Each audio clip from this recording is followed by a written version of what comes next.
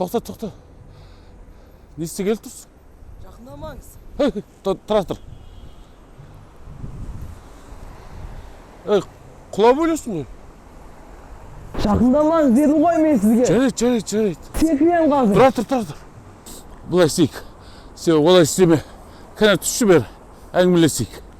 Жақындамаңыз дедім ғой сізге. Болды. Тұра тұр. Секірем қазір. Жарайды. Біреу ренжітті ме? Секірем мен қазір. Қас. Тұра тұр. Балақай, олай істеме. Тұра тұр. Секірем мен.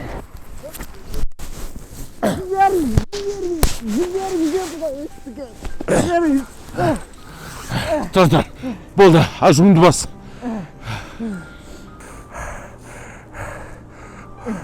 Болдың ба?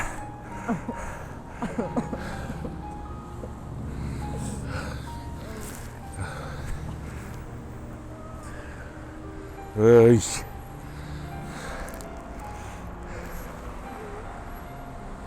Не болды? Мен жайды маған түсіндіріп берші. Не болды сонша? Өмірге ренжіп. Аға, анам ауыр халде жатыр. Ауруханада. Ал әкем араққа салынып ішіп кеткен. Анамның еміне деп көлік жуып тапқан барлық ақшамды белгісіз бір жігіттер тартып алды. Аға, бұл өмір неткен қатыгез еді. Мен оларға анам үшін десем де жауыздықтарын тоқтатқан жоқ. Анам өлсе, маған бұл өмірдің қажеті де жоқ. Жарайды. Болды енді. Ей, жарайсың. Анаңа біраз қызмет істеген екенсің. Былай істейік. Енді анаңның еміне мен қарасайын. Жарай ма? Қазір. Рас айтасыз аға. Бірақ сен қайтадан секіруге уәде бер, секірмеймін деп. Сөз берем аға, сөз берем. Рас айтамын, тек анам аман болса болды аға. Сөз берем, анам аман болса болды. Жарайды.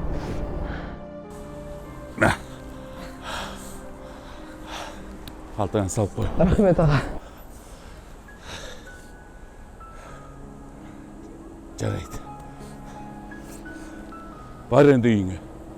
Жарайды аға, Алла разы болсын. Рахмет. Қайтып секіруші болма.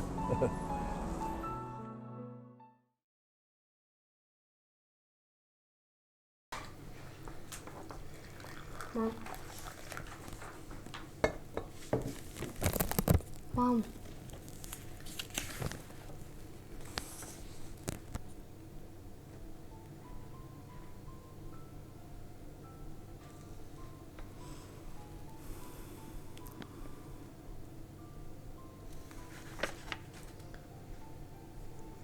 Қызым, бұл қалай болған?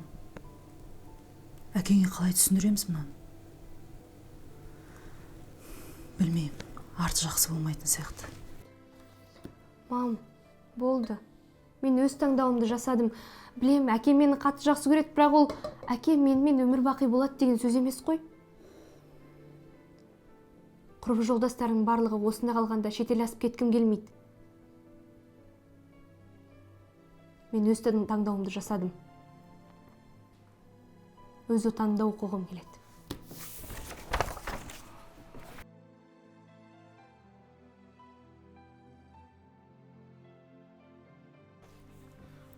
Әке, шешім шықты. О, міне, менің ақылды қызым.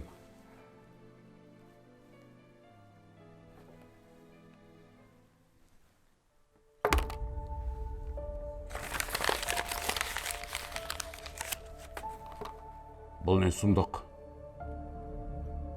Мен сені осы күнге қандай қиындықпен жеткізгенімді білесің бе? Ақыры өз дегеніңді істеген екенсің. Әрі қарай да өз дегеніңді істейсің сен. Әке, олай демеш. Мен үнемі сіздің айтқаныңызбен өмір сүріп келдім ғой. Енді бір рет өзімнің қалауымды істесем, оның несі айып? Өтінем, әке. Мен сені көргім келмейді. Кет үйден. Не?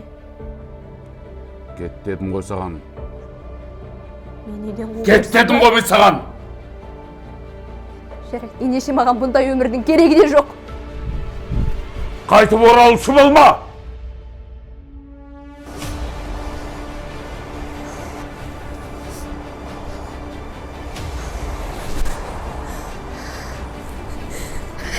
Қарындасым, тоқташ. Не болды саған? Атанаң бар ма? Жақындама. Тағы жақындасаң секіре салам. Болды, Тағы жақындасаң жақындамайын. секіре салам. Төреғали шақырып берейін бе? Төреғали келсін бе?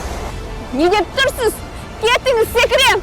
Қарындасым, болды, міне мен орында тұрмын, мақұл орында тұрмын. Бірақ қазір сен секіретін болсаң, астында ТТТ-ның матрастары жоқ қой. Аға, айтыңызшы. Фатима! Қызым! Қызым!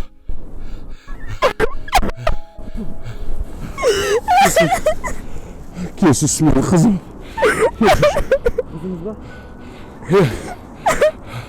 Рахмет. Рахмет саған болғым. Аға, мекен жайыңызды бере аласыз ба? Мекен жайым?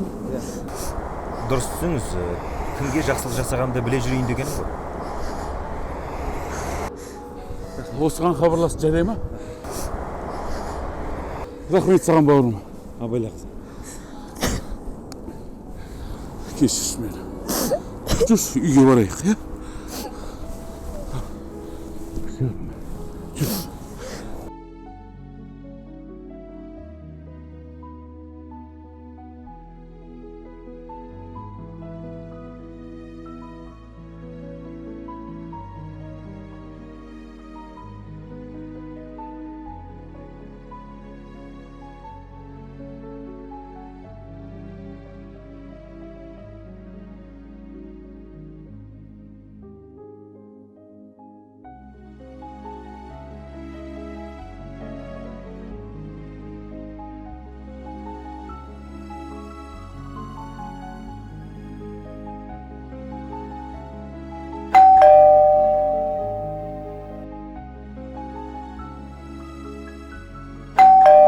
Қазір.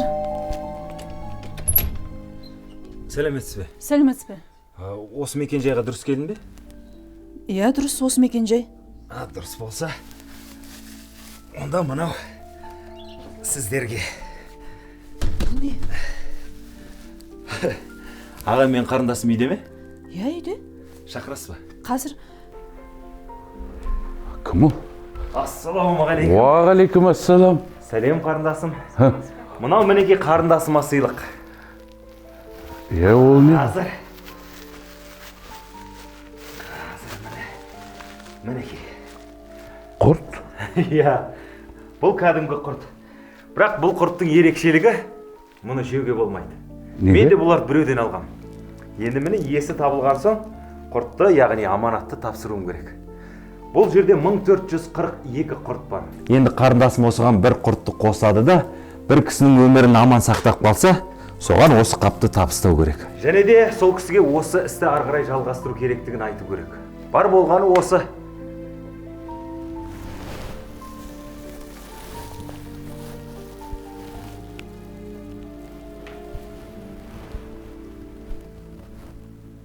Мың 442.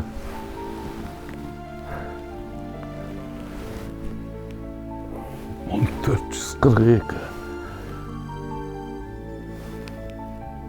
1443.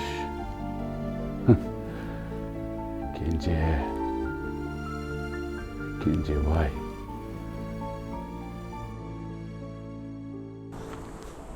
Айтпақшы, балақай, сенің есімің кім? Кенжебай. Кенжебай?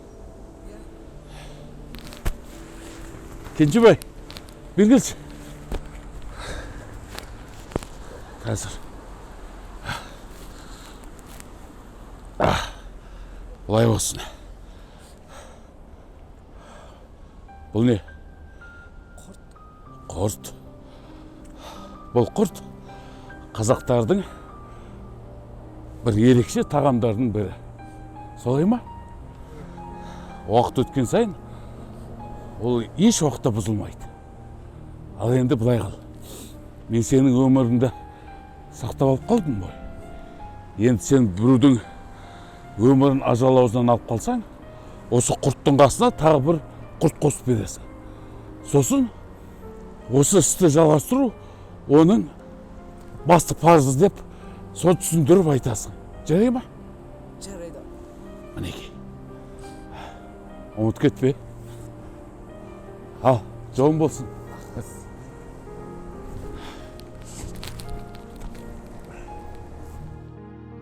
Уа жаратқан ием, бір жақсылық жасасаң, еселеп қайтарамын дегенің осы екен ғой. Кімде-кім бір адамды өлім аузынан арашалап қалса, жер бетіндегі адамдарды өлімнен арашалағанмен пара-пар дегенің осы екен ғой. Біз айналамызға көп мән бермейміз. Бір рет мән беруің, бір рет көмек қолыңды созуың кейде әлемді өзгертеді екен. Я Алла, саған сансыз шүкірлер